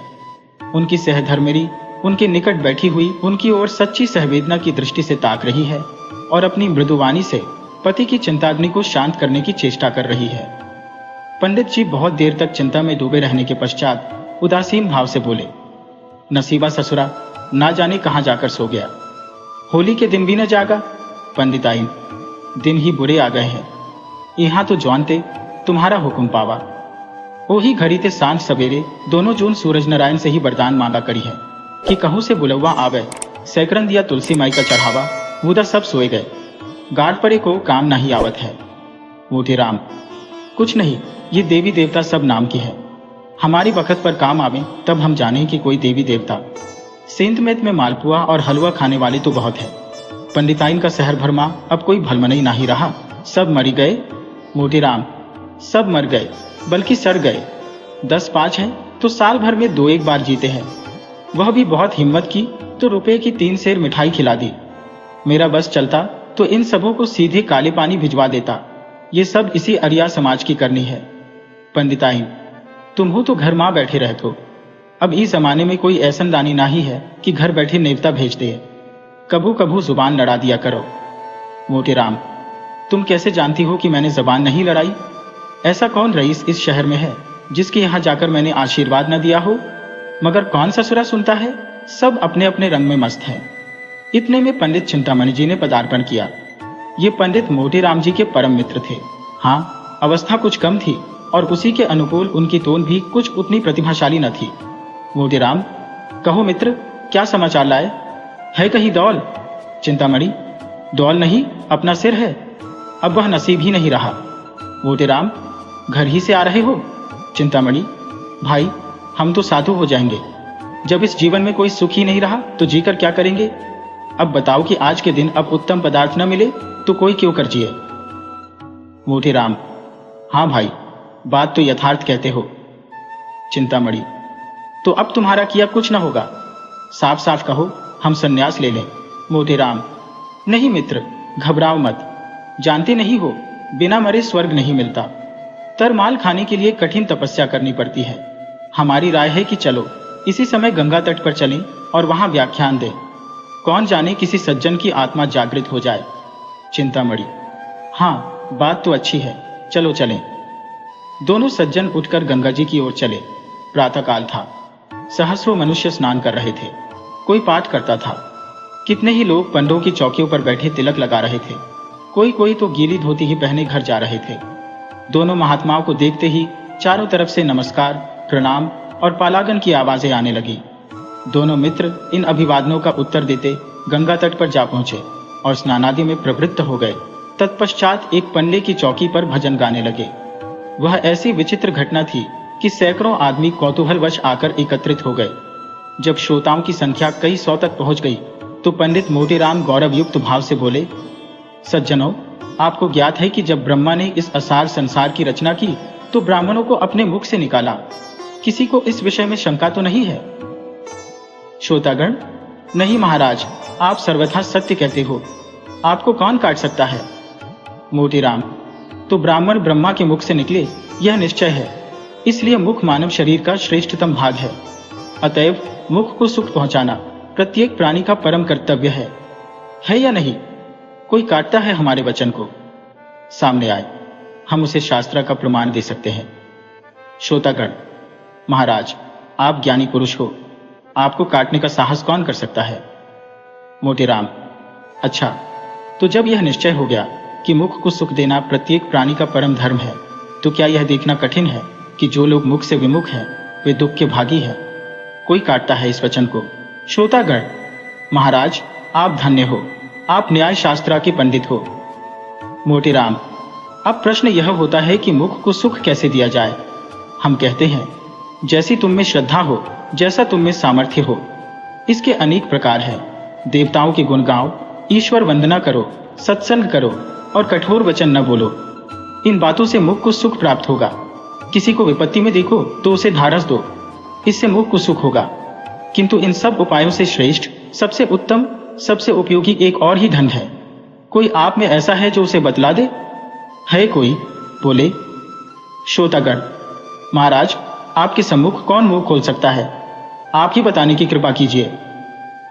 मोतीराम: अच्छा, तो हम चिल्लाकर, गला फाड़ फाड़ कर कहते हैं कि वह इन सब विधियों से श्रेष्ठ है, उसी भांति जैसे चंद्रमा समस्त नक्षत्रों में श्रेष्ठ है। श्रोतागण: महाराज, अब विलंब न कीजिए, यह कौन सी विधि है? मोतीराम: अच्छा सुनिए, सावधान होकर सुनिए। वह विधि है मुख को उत्तम पदार्थों का भोजन करवाना, अच्छी अच्छी वस्तु खिलाना। कोई काटता है हमारी बात को? आए, हम उसे वेद मंत्रों का प्रमाण दें। एक मनुष्य ने शंका की, यह समझ में नहीं आता कि सत्य भाषण से मिष्ट भक्षण क्यों कर मुख के लिए अधिक सुखकारी हो सकता है। कई मनुष्यों ने कहा, हाँ हाँ, हमें भी यही शंका है। महाराज, इस शंका का समाधान कीजिए। मोतीराम: और किसी को कोई शंका है? हम बहुत प्रसन्न होकर उसका निवारण करेंगे। सज्जनों, आप पूछते हैं कि उत्तम पदार्थों का भोजन करना और कराना क्यों कर सत्य भाषण से अधिक सुखदायी है। मेरा उत्तर है कि पहला रूप प्रत्यक्ष है और दूसरा अप्रत्यक्ष। उदाहरणतः कल्पना कीजिए कि मैंने कोई अपराध किया। यदि हाकिम मुझे बुलाकर नम्रता पूर्वक समझाए कि पंडित जी, आपने यह अच्छा काम नहीं किया, आपको ऐसा उचित नहीं था, तो उसका यह दंड मुझे सुमार्ग पर लाने में सफल न होगा। सज्जनों, मैं ऋषि नहीं हूं, मैं दीनहीन माया जाल में फंसा हुआ प्राणी हूं। मुझ पर इस दंड का कोई प्रभाव न होगा। मैं हाकिम के सामने से हटते ही फिर उसी कुमार्ग पर चलने लगूंगा। मेरी बात समझ में आती है? कोई इसे काटता है? श्रोतागण: महाराज, आप विद्यासागर हो, आप पंडितों के भूषण हो, आपको धन्य है। मोतीराम: अच्छा, अब उसी उदाहरण पर फिर विचार करो। हाकिम ने बुलाकर तत्क्षण कारागार में डाल दिया और वहां मुझे नाना प्रकार के कष्ट दिए गए। अब जब मैं छूतूंगा तो बरसों तक यातनाओं को याद करता रहूंगा और संभव तक कुमार्ग को त्याग दूंगा। आप पूछेंगे, ऐसा क्यों है? दंड दोनों ही है, तो क्यों एक का प्रभाव पड़ता है और दूसरे का नहीं? इसका कारण यही है कि एक का रूप प्रत्यक्ष है और दूसरे का गुप्त। समझे आप लोग? श्रोतागण: धन्य हो, कृपा निधान, आपको ईश्वर ने बड़ी बुद्धि सामर्थ्य दी है। मोतीराम: अच्छा, तो अब आपका प्रश्न होता है, उत्तम पदार्थ किसे कहते हैं? मैं इसकी विवेचना करता हूं। जैसे भगवान ने नाना प्रकार के रंग नेत्रों के विनोदार्थ बनाए, उसी प्रकार मुख के लिए भी अनेक रसों की रचना की। किंतु इन समस्त रसों में श्रेष्ठ कौन है? यह अपनी अपनी रुचि है, लेकिन वेदों और शास्त्रों के अनुसार मिष्ट रस माना जाता है। देवतागण इसी रस पर मुग्ध होते हैं, यहाँ तक कि सच्चिदानंद सर्वशक्तिमान भगवान को भी मिष्ट पाकों ही से अधिक रुचि है। कोई ऐसे देवता का नाम बता सकता है जो नमकीन वस्तुओं को ग्रहण करता हो? है कोई जो ऐसी एक भी दिव्य ज्योति का नाम बता सके? कोई नहीं है। इसी भांति खट्टे, कड़वे और चरपरे, कसैले पदार्थों से भी देवताओं को प्रीति नहीं है। श्रोतागण: महाराज, आपकी बुद्धि अपरंपार है। मोतीराम: तो यह सिद्ध हो गया कि मीठे पदार्थ सब पदार्थों में श्रेष्ठ है। अब आपका पुनः प्रश्न होता है कि क्या समग्र मीठी वस्तुओं से मुख को समान आनंद प्राप्त होता है? यदि मैं कह दूं हाँ, तो आप चिल्ला उठोगे कि पंडित जी तुम बावले हो। इसलिए मैं कहूंगा नहीं और बारंबार नहीं। सब मीठे पदार्थ समान रोचकता नहीं रखते। गुड़ और चीनी में बहुत भेद है। इसलिए मुख को सुख देने के लिए हमारा परम कर्तव्य है कि हम उत्तम से उत्तम मिष्ट पाकों का सेवन करें और कराएं। मेरा अपना विचार है कि यदि आपके थाल में जौनपुर की अमृतियां, आगरे के मोतीचूर, मथुरा के पेड़े, बनारस की कलाकंद, लखनऊ के रसगुल्ले, अयोध्या के गुलाब जामुन और दिल्ली का हलवा सुहन हो, तो यह ईश्वर भोग के योग्य है। देवतागण उस पर मुग्ध हो जाएंगे और जो साहसी पराक्रमी जीव ऐसे स्वादिष्ट थाल ब्राह्मणों को जिमाएगा, उसे सदैव स्वर्ग धाम प्राप्त होगा। यदि आपको श्रद्धा है तो हम आपसे अनुरोध करेंगे कि अपना धर्म अवश्य पालन कीजिए, नहीं तो मनुष्य बनने का नाम न लीजिए। पंडित मोतीराम का भाषण समाप्त हो गया। तालियां बजने लगी। कुछ सज्जनों ने इस ज्ञान वर्षा और धर्मोपदेश से मुग्ध होकर उन पर फूलों की वर्षा की। तब चिंतामणि ने अपनी वाणी को विभूषित किया। सज्जनों, आपने मेरे परम मित्र पंडित मोतीराम का प्रभावशाली व्याख्यान सुना और अब मेरे खड़े होने की आवश्यकता न थी, परंतु जहां मैं उनसे और सभी विषयों में सहमत हूं, वहां उनसे मुझे थोड़ा मतभेद भी है। मेरे विचार में यदि आपके हाथ में केवल जौनपुर की अमृतियां हो तो वह पंचमेल मिठाइयों से कहीं सुखवर्धक, कहीं स्वादपूर्ण और कहीं कल्याणकारी होगा। इसे मैं शास्त्रोक्त सिद्ध करता हूं। मोतीराम ने सरोष होकर कहा, तुम्हारी यह कल्पना मिथ्या है। आगरे के मोतीचूर और दिल्ली के हलवा सोहन के सामने जौनपुर की अमृतियों की तो गणना ही नहीं है। चिंता, प्रमाण से सिद्ध कीजिए। मोतीराम, प्रत्यक्ष के लिए प्रमाण? चिंता, यह तुम्हारी मूर्खता है। मोतीराम, तुम जन्म भर खाते ही रहे किंतु खाना न आया। इस पर चिंतामणि ने अपनी आसनी मोतीराम पर चलाई। शास्त्री जी ने वार खाली दिया और चिंतामणि की ओर मस्त हाथी के समान झपटे, किंतु उपस्थित सज्जनों ने दोनों महात्माओं को अलग अलग कर दिया।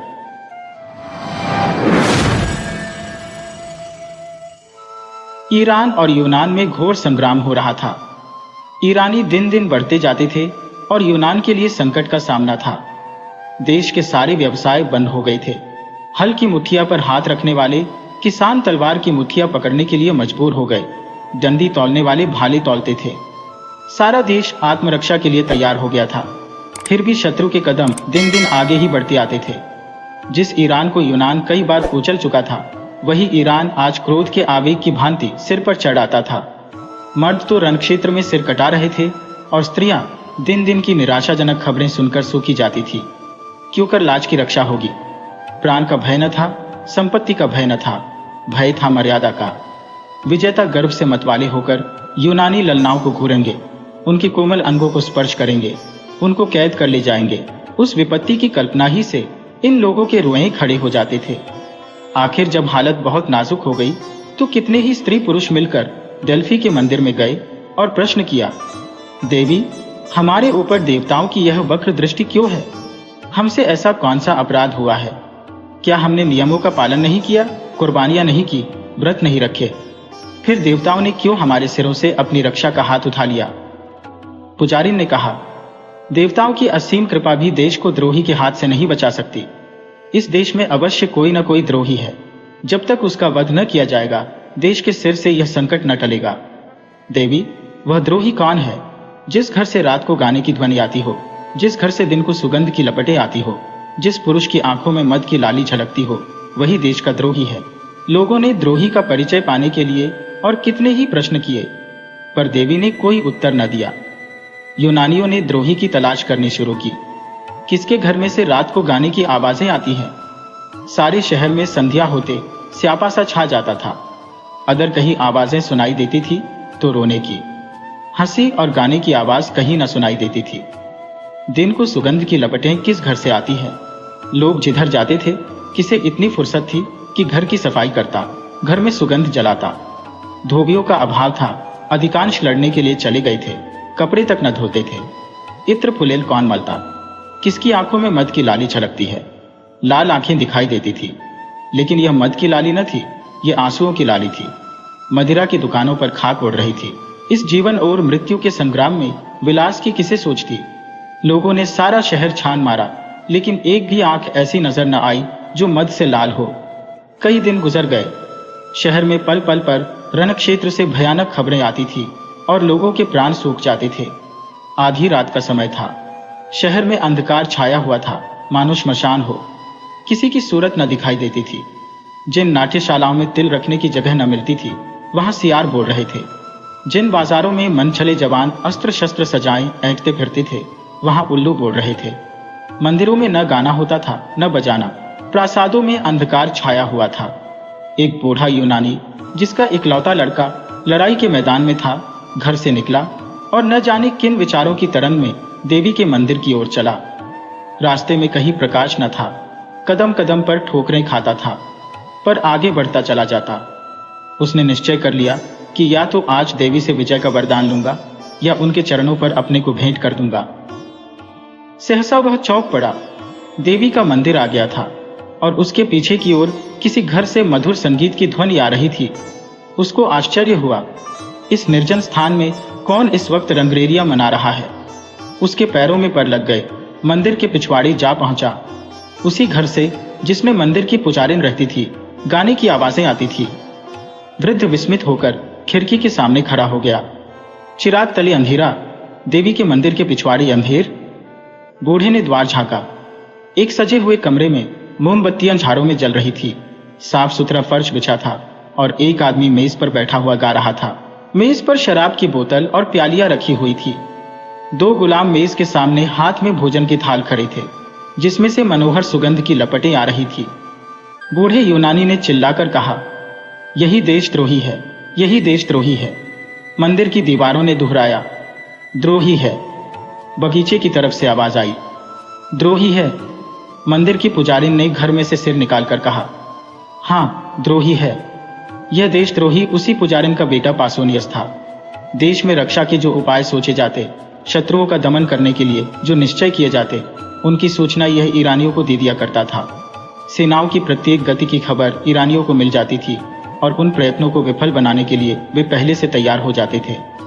यही कारण था कि यूनानियों को जान लड़ा देने पर भी विजय न होती थी। इसी कपट से कमाए हुए धन से वह भोग विलास करता था। उस समय जबकि देश में घोर संकट पड़ा हुआ था, उसने अपने स्वदेश को अपनी वासनाओं के लिए बेच दिया।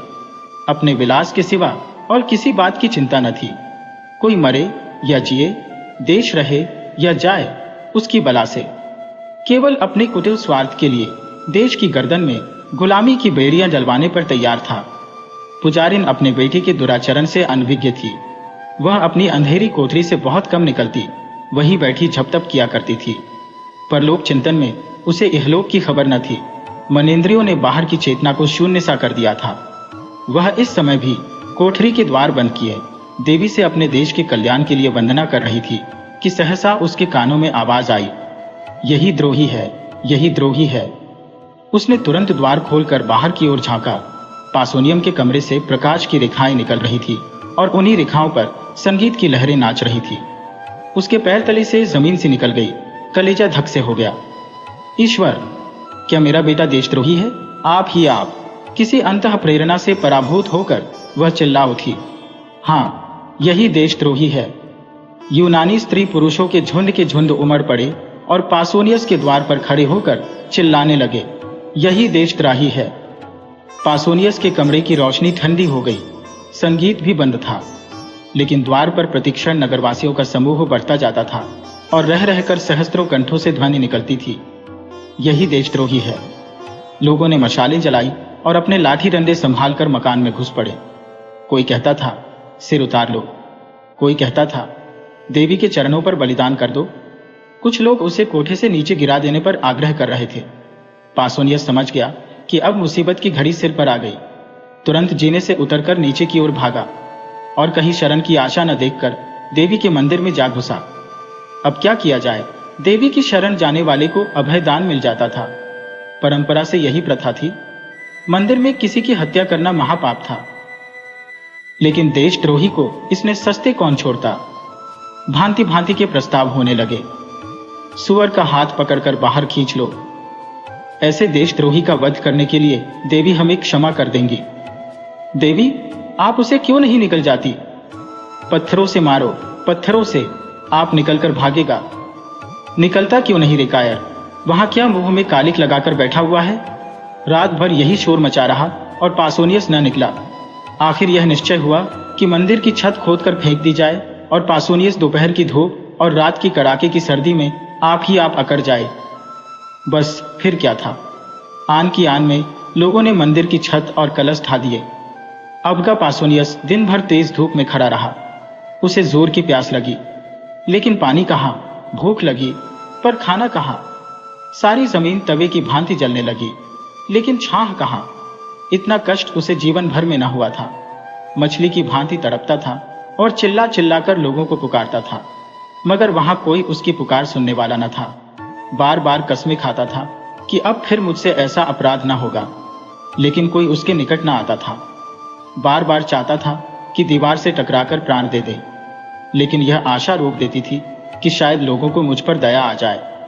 वह पागलों की तरह जोर जोर से कहने लगा, मुझे मार डालो, मार डालो, एक क्षण में प्राण ले लो, इस भांति जला जला कर न मारो। ओ हथियारो, तुमको जरा भी दया नहीं। दिन बीता और रात भयंकर रात आई। ऊपर तारागण चमक रहे थे, मानो उसकी विपत्ति पर हंस रहे हों। जो जो रात बीतती थी, देवी विकराल रूप धारण करती जाती थी। कभी वह उसकी ओर मुंह खोलकर लपकती, कभी उसे जलती हुई आंखों से देखती। उधर क्षण क्षण सर्दी बढ़ती जाती थी। पासोनियस के हाथ पांव अकड़ने लगे, कलेजा कांपने लगा, घुटनों में सिर रखकर बैठ गया और अपनी किस्मत को रोने लगा। कुर्ते की खींचकर कभी पैरों को छिपाता, कभी हाथों को, यहाँ तक कि इस खींचातानी में कुर्ता भी फट गया। आधी रात जाते जाते बर्फ गिरने लगी। दोपहर को उसने सोचा, गर्मी ही सबसे कष्टदायक है। ठंड के सामने उसे गर्मी की तकलीफ भूल गई। आखिर शरीर में गर्मी लाने के लिए एक हिम्मत सोची।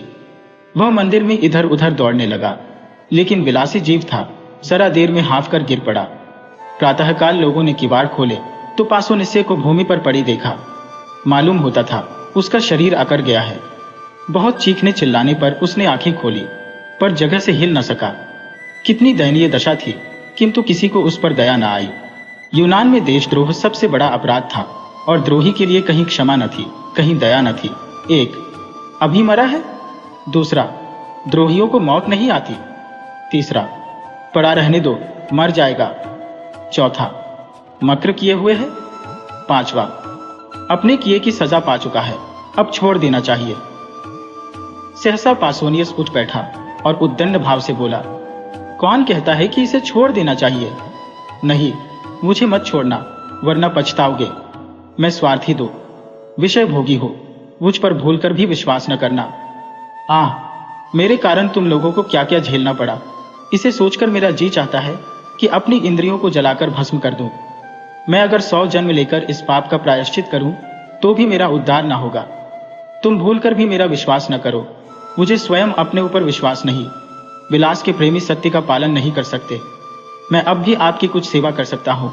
मुझे ऐसे ऐसे गुप्त रहस्य मालूम है जिन्हें जानकर आप ईरानियों का संहार कर सकते हैं, लेकिन मुझे अपने ऊपर विश्वास नहीं है और आपसे भी यह कहता हूँ कि मुझ पर विश्वास न कीजिए। आज रात को देवी की मैंने सच्चे दिल से वंदना की है और उन्होंने मुझे ऐसे यंत्र बताए हैं जिनसे हम शत्रुओं को परास्त कर सकते हैं। ईरानियों के बढ़ते हुए दल को आज भी आन की आन में उड़ा सकते हैं, लेकिन मुझे अपने ऊपर विश्वास नहीं है। मैं यहाँ से बाहर निकलकर इन बातों को भूल जाऊंगा। बहुत संशय है कि फिर ईरानियों की गुप्त सहायता करने लगो, इसलिए मुझ पर विश्वास न कीजिए। एक यूनानी, देखो देखो क्या कहता है।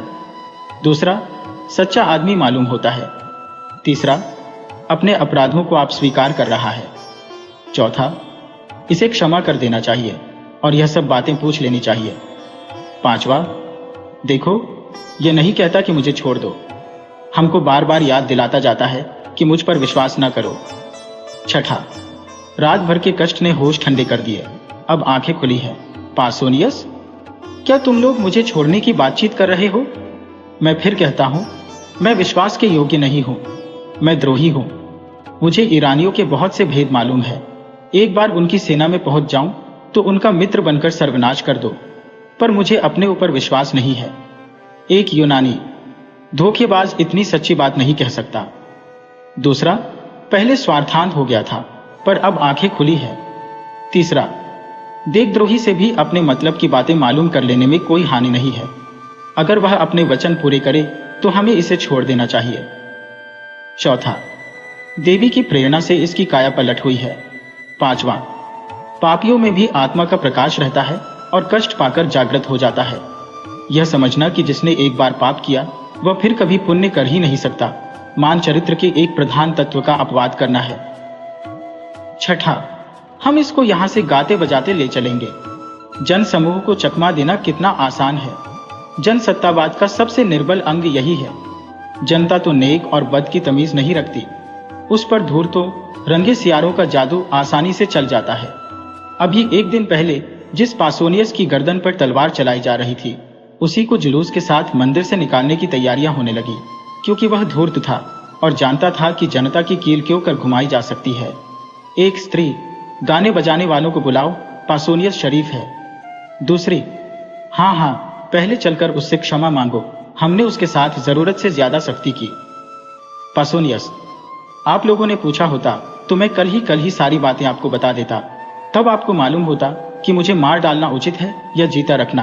कई स्त्री पुरुष, हाय हमसे बड़ी भूल हुई, हमारे सच्चे पासोनियस। सहसा एक वृद्धा स्त्री किसी तरफ से दौड़ती हुई आई और मंदिर के सबसे ऊंचे जीने पर खड़ी होकर बोली, तुम लोगों को क्या हो गया है? यूनान के बेटे आज इतने ज्ञान शून्य हो गए हैं कि झूठे और सच्चे में विवेक नहीं कर सकते। तुम पासोनियस पर विश्वास करते हो, जिस पासोनियस ने सैकड़ों स्त्रियों और बालकों को अनाथ कर दिया, सैकड़ों घरों में कोई दिया जलाने वाला न छोड़ा, हमारे देवताओं का, हमारे पुरुषों का घोर अपमान किया। उसकी 2-4 चिकनी चुपड़ी बातों पर तुम इतने फूल उठे। याद रखो, अब की पासोनियस बाहर निकला तो फिर तुम्हारी कुशल नहीं। यूनान पर ईरान का राज्य होगा और यूनी ललनाएं ईरानियों की कुदृष्टि का शिकार बनेंगी। देवी की आज्ञा है कि पासोनियस फिर बाहर न निकलने पाए। अगर तुम्हें अपना देश प्यारा है, अपनी माताओं और बहनों की आबरू प्यारी है, तो मंदिर के द्वार को चिन्ह दो, जिससे देशद्रोही को फिर बाहर न निकलने और तुम लोगों को बहकाने का मौका न मिले। यह देखो, पहला पत्थर मैं अपने हाथों से रखती हूँ। लोगों ने विस्मित होकर देखा। यह मंदिर की पुजारिन और पासोनियस की माता थी। दम के दम में पत्थरों के ढेर लग गए और मंदिर का द्वार चुन दिया गया। पासोनियस भीतर दांत पीसता रह गया। वीर माता, तुम्हें धन्य है। ऐसे ही माता से देश का मुख उज्जवल होता है, जो देश हित के सामने मात्र स्नेह की धूल बराबर परवाह नहीं करती। उनके पुत्र देश के लिए होते हैं, देश पुत्र के लिए नहीं होता।